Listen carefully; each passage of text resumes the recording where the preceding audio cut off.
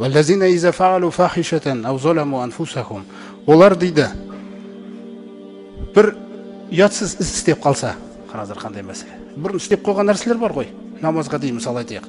Ұятсыз нәрселерді істеп қойса, أَوْ ظَلَمُوا أَنفُسَهُمْ. Өздеріне әділетсіздік істеп қойса, қараңыздар қандай. Закаруллаха дейді. Қараңыздаршы. Бірден Алланы еске ала қояды дейді. Бірден. Еш нәрсе керегі жоқ оған қазір, мына жүректі емдеп алмайынша. Мына жүрек ауру болып қалды. Мынаны қазір Алланы еске алып емдемесең, сен далаға шықпай-ақ қойсың. Одан сайын жұқтыра бересің неше түрлі нәрсені. Көрдіңіз бе қандай мәселе? Содан дереу Алла тағаланы еске алады дейді олар. Сосын фастағфару ли зунубихим, отырып алады да Алла тағаладан күнәлар үшін кешірім сұрай бастайды. Өйткені біледі дейді олар. Ама яғфиру зунуба иллаллах. Алла тағаладан басқа ешкім бұл күнәларды кешірмейді ғой. Ол су бетінде келеді қияметке, өзіңіз ойлаңыз. Ешкім кешірмейді оны. Су бетінде келеді түгелі. Ол келгенде өте қиын жағдайда келеді ол. Ва удиал китабу, Құранда айтқандай, кітап қойылады дейді. Кітаптың хисабы басталған кезде. Фатарал мужримина мушфиқина мимма фихи. Сол күні ей пайғамбар, сен анау тәртіпсіздердің барлықтарын көресің ол күні, қалтырап қорқып тұрғандарын дейді. Жаңа кітаптың алдына келген кезде әркімге кітабын ашады. Ва яқулуна, сол кезде айтады дейді олар. Мали хазал китаб, мынау не кітап? Ешқашан ойламаған бұдай кітап болады деп. Мынау не кітап? Ла юғадиру сағиратан ва ла кабира. Мынау кішкентай күнәні де қалдырмапты ғой. Үлкендерін де тіркеп қойыпты. Илля ақсоха, түгелін жазылыпты ғой мына жерде. Қараңыз қандай күй болады оған. Сөйтіп қорқып тұрған кезде оған Алла тағала мән бермейді дейді. Хузуху фағуллу, ұстаңдарды лақтырып жіберіңдер дейді тозаққа. Ойлаңыз, не деген? Алла тағалаға мән бермегеннен кейін сен саған мән беріле ме ол күні? Осы күні жыламаған көз, сол күні қанжылайды. Ешқандай пайда бермейді, Алла тағала қарамайды да. Ла юнзуруллаху илейхим. Алла тағала назар да аудармайды дейді оларға. Осы дүниеде 60 жыл, 70 жыл, 80 жыл жүріп, Раббысына бір қадір бере алмағанда. Ойлаңыз. Ал жаңағы салиқалылардың жағдайы басқаша. Неге олар? Ол сол күннен қорққандықтан солай істейді олар. Сол күннен қорққандықтан бірден отыра қалады да еске алып, күнәларына кешірім сұрай бастайды дейді. Өйткені Аллах тағаладан басқа ешкім кешірім сұрамайды дейді. Сол кешірімді шын мәнінде уайыммен сұрап атқаннан кейін, валам юсирру, олар жалғастырмайды дейді енді о күнәні. Көрдіңіз бе қандай? Ма фағалу ва хум я'ламун. Олар біледі дейді. Егер жалғастырса, ол емделмейтін ауруға айналады. Олар біледі дейді оны. Соқтан олар сол жерде шешеді дейді ол мәселені. Улаика жазаухум мағфиратун мин раббихим. Міне бұндай адамдарды біз толық кешіріммен жарылқаймыз дейді. Сосын ва жаннатун, жаннаттар болады бұларға. Жаңағы көктер мен жердің ені көктер мен жердей. Жүз ойлаңыз. Тажри мин тахтихал анхару холидина фиха. Астарынан өзендер аққан мәңгі жаннаттар. Ва ни'ма ажрул амилин. Амал істегендердің сыйы қандай жақсы еді дейді Алла тағала. Міне, жақсы істегендерді өте жақсы нәрсемен. Олар айтқан пайғамбар саллаллаху алейхи ва саллям: "Ва тасифу алсинатахум анна лахумул хусна." Бізге Алла тағала осы дүниеде жақсылықтарды берген. Бізде көп сендердікінен. Неше түрлі дүние бар бізде. Егер Алла тағала бізге бұл дүниеде көп нәрсе берсе, сен айтып тұрған андағы өте жақсы бізге де болады деген. Қараңыздар. Ваттасифу алсинатихум, қараңыздар. Әл-казиба, өтірік солай сөйлей береді дейді Құран. Не деп? Анна лакумул хусна, өте жақсы жаннат бізге болады деп. Алла тағала кесіп тастайды. Ла жарама анна лакумун нар, ешқандай күдік жоқ оларға оттың болатындығын дейді. Ва аннакум муфратун, сол жерде ұмытылады дейді олар барлығы. Ұмытылады, Алла тағаланың хақысын ұмытқандай осы дүниеде. Қараңыздар. Инна шажарата заққум. Жаңа айтып отыр ғой, істеген істеріне сай жазалаймыз деп та. Шын мәнінде заққум деген ағаш бар дейді Алла тағала. Туамул асим, күнәқардың тамағы етіп жаратқанбыз. Калмухли яғли фил бутун.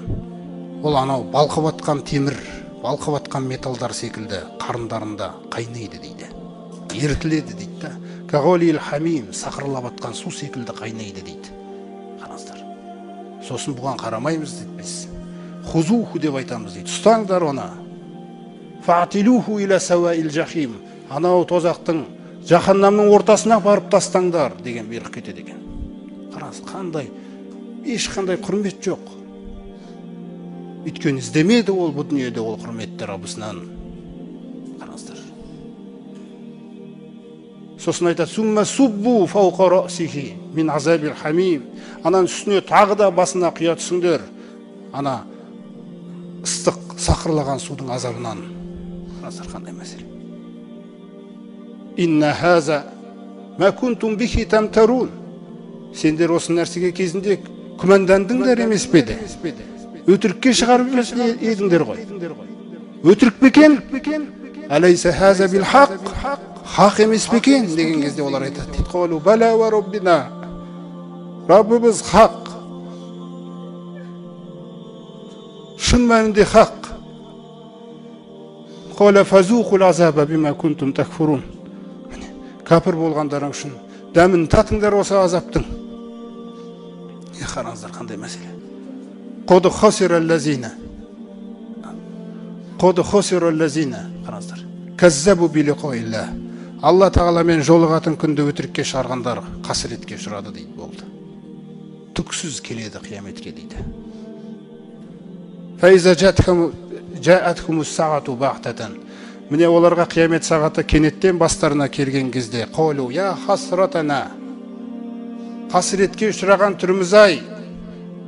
Қараңыздар. Алама фарратна фиха, дүниеде босқа өткізіп жіберіппіз ғой. Мынау ақырет хақ екен ғой.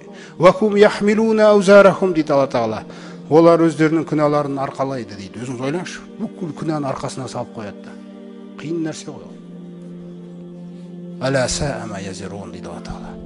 Арқалап жатқан нәрселері қандай жаман еді. Міне, осындай жазаны беру үшін имансыздарға дейді Алла тағала: "Көктер мен жерді сол үшін жаратқанбыз." Анау жарқырап тұрған жұлдыздар арман үшін жаралмаған. Көрдіңіз бе? Ол жәннатпен, тозақ, жәннатпен не тозақпен аяқталатын мәңгі өмір үшін жаралған бұның барлығы. Жаңағы көктерді жаратқан кезде пайғамбарымыз саллаллаху алейхи айтады: "Ламма фарағаллаху мин халқис самавати." Аллах тағала көктерді жаратқаннан кейін халақас сура. Қараңыздар, бірден көктерді жаратқан бетте жаратып болғаннан кейін, қараңыздар, бірден сұрды жаратты дейді. Сұр. Фаатуху Исрафил. Сөйтіп Исрафилге берді дейді оны. Фахуа вадиун ала фихи. Ол бірден оны қойды дейді аузына бұлай. Қараңыз. Сол күні қойған, әлі тұр. Оның қасындағы уақыт біздің қасындағы уақытта емес. Шахисун би басарихи. Көзі дейді илал арши. Алла тағаланың хұзырына қарай қарауда. Мата юмару. Қараңыздар, бин нафхати. Қашан бұйырылады екен деп қорқып тұр дейді. Бұйрықтан қалып қоймайын ба деп. Қараңыздар, қандай мәселе. Міне, көктер мен жер не үшін жаралған, құрметті жамағат? Біз Алла тағаланыкіміз. Алла тағаланың қалауы бар. Сол бізге қалаған нәрселерін қалайды. Көптеген сынақтар қалайды кейде. Көрдіңіз бе? Сіз ешқашан шыға алмайсыз Алла тағаланың жоспарынан. Әркім Алланың жоспарында. Тек қана жаңағы пайғамбарымыз қалай істеді екен бұндай жағдайда деген кезде ғана аман қаласыз.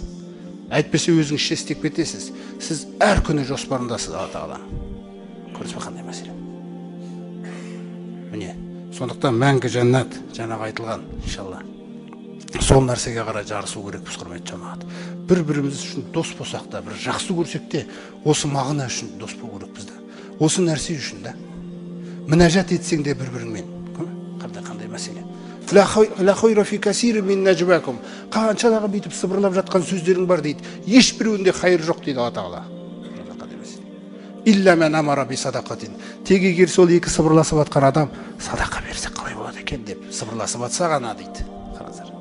Қараңыздар, қандай мәселе. Ау маруфин. Немесе ана кісіге бір намаз туралы кітап апарып, бір жақсылықты үйретейік та деп. Болды деп. Немесе ау ислахин байнан нас. Ана екі адам ұрысып қапты, соларды жарастырайық та, қалай істейміз деп. Осындай нәрселер болмаса дейді. Бүкіл ана сыбырлаған сөздерінде хайыр жоқ дейді менің алдымда. Қараңыздар қандай мәселе. Ва ман яфъал залика ibtigha'a mardatillahi. Қараңыздар. Сану'тиху ажран азима. Кім осындай салиқалы істердің барлығын тек менің ғана дидарымда разылығымды іздеп істесе, онда оның сауабын ұлғайтып жібереміз дейді. Иншалла. Не, бүгінге иншалла осы жерден Құдай қаласа тоқтаймыз. Аллах тағала иншалла осы аяттарды баршамызға нұрын, берекесін нәсіп етсін иншалла.